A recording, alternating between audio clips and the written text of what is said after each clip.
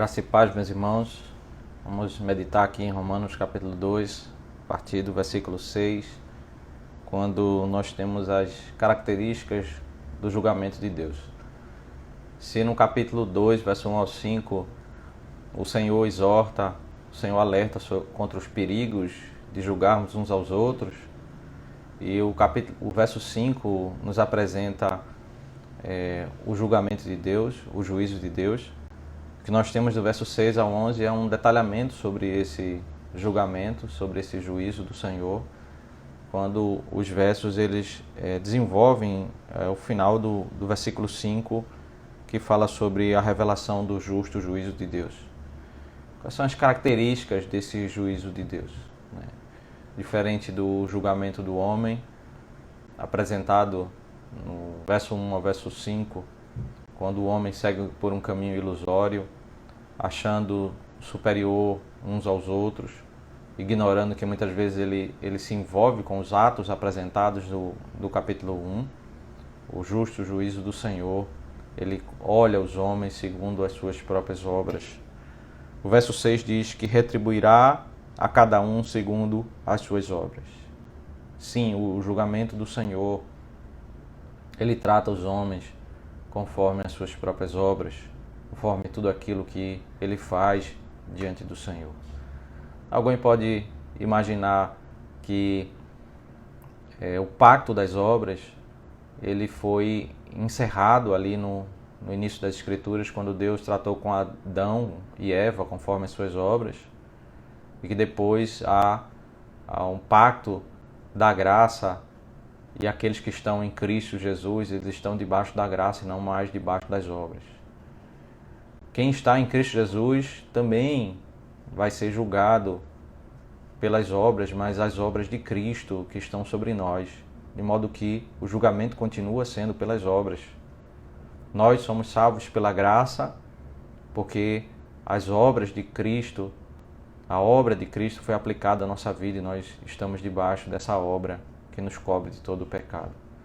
Mas se nós chegamos ao Senhor, diante dele, confiados em nossos próprios méritos, em nossas próprias atitudes e não debaixo de Cristo, nós estamos e vamos ser julgados pelas nossas próprias obras. Esse é o retrato de um povo apresentado do verso 1 ao verso 5 do capítulo 2, que se acha superior uns aos outros, que está confiado no seu próprio mérito, na sua própria conduta.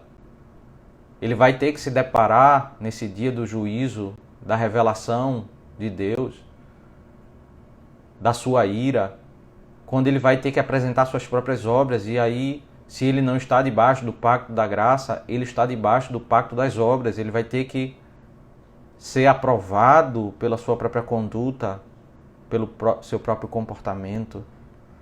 E veja que diante desse juízo, desse julgamento do Senhor, só existem duas sentenças. Verso 7 e verso 8. Verso 7 diz: a vida eterna aos que, perseverando em fazer o bem, procuram glória, honra e incorruptibilidade. Mas ira e indignação para os egoístas que desobedecem à verdade e obedecem à justiça. Não existe um caminho que é um meio termo, mas são duas sentenças para dois caminhos dos mais opostos. A sentença de aprovação para a vida eterna, aos que andam no caminho de perseverar em fazer o bem, não é apenas fazer o bem em algum momento, mas é em todo o tempo fazer o bem.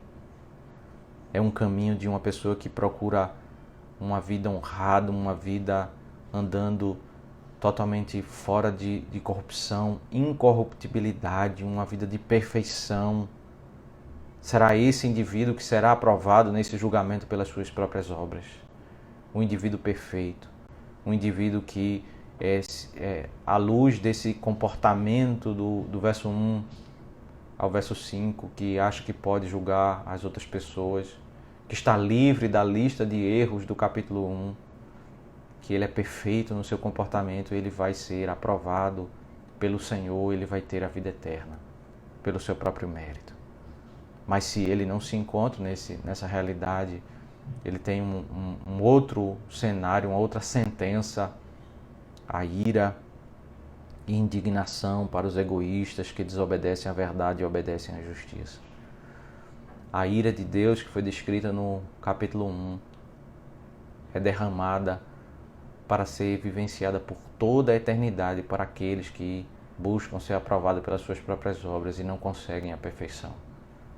Paulo apresenta esse tema para que os homens reconheçam o seu estado de pecado, para que eles reconheçam que eles não são perfeitos e temam esse caminho de acharem que podem ser aprovados pelos seus próprios caminhos, pelas suas próprias obras. A olharem a seriedade do juízo de Deus, da sua ira apresentada no capítulo 1, a incoerência de um caminho de superioridade e o perigo de, ao chegar diante do juízo de Deus e buscar ser aprovado pelas suas próprias obras e ter que enfrentar a ira por toda a eternidade, Paulo está como que conduzindo o povo a reconhecer os seus pecados e se arrependerem dos seus pecados, para não confiar nos seus próprios méritos e nas suas próprias obras, para chegar diante desse juízo do Senhor que vai julgar as nossas próprias obras. Os versos 9 e verso 10, eles invertem aquilo que foi dito no verso 7 e 8, que o verso 7 fala sobre a vida eterna e o verso 8 fala sobre o julgamento da ira. Agora nós temos o verso 9 falando sobre a sentença da ira e o verso 10 falando sobre a sentença daqueles que são aprovados. O verso 9 diz: tribulação e angústia virão sobre todo aquele que faz o mal, ao judeu primeiro e também ao grego.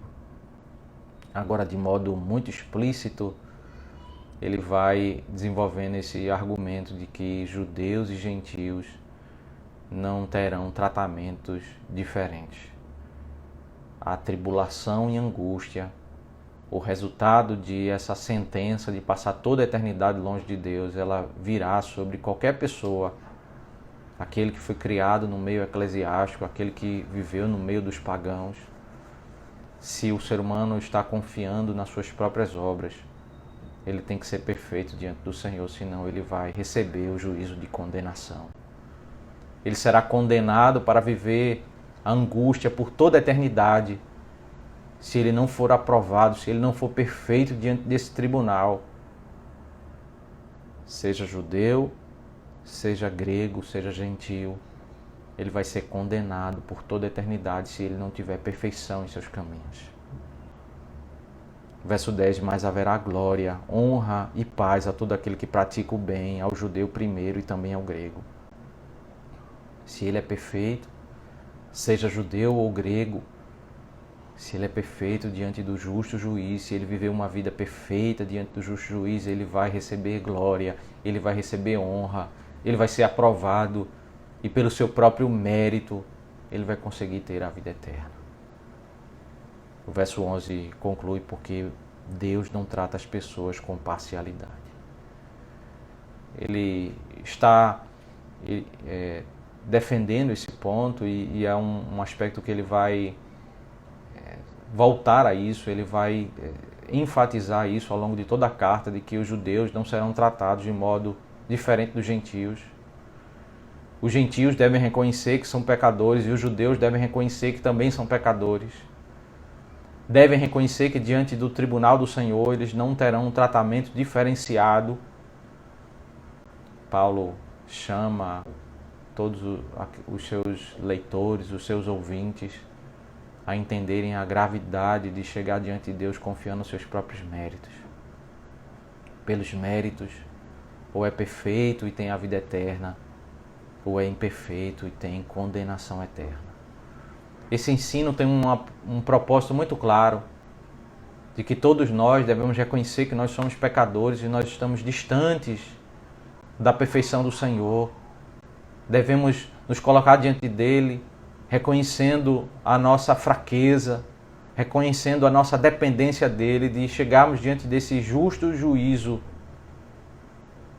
deste tribunal santo, e reconhecendo que somente por meio de Cristo, em Cristo, que nós podemos ser aprovados e ter paz e vida eterna na presença do Senhor. Somente pelos méritos de Cristo é que nós podemos ser aprovados diante desse tribunal. nenhuma confiança em nossas próprias obras pode nos assegurar, nos garantir sermos aprovados diante do Senhor. Somente em Cristo nós temos paz e nós temos vida eterna. Que o Senhor nos abençoe. Obrigado, ó Deus, pela Tua palavra, que nos esclarece, ó Deus, quem é o Senhor, como é o Teu tribunal, o Teu julgamento, que nós somos.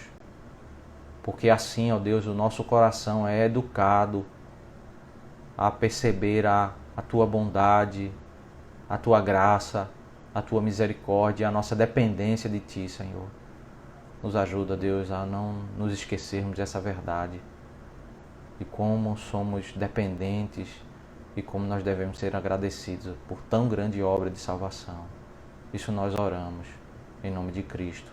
Amém.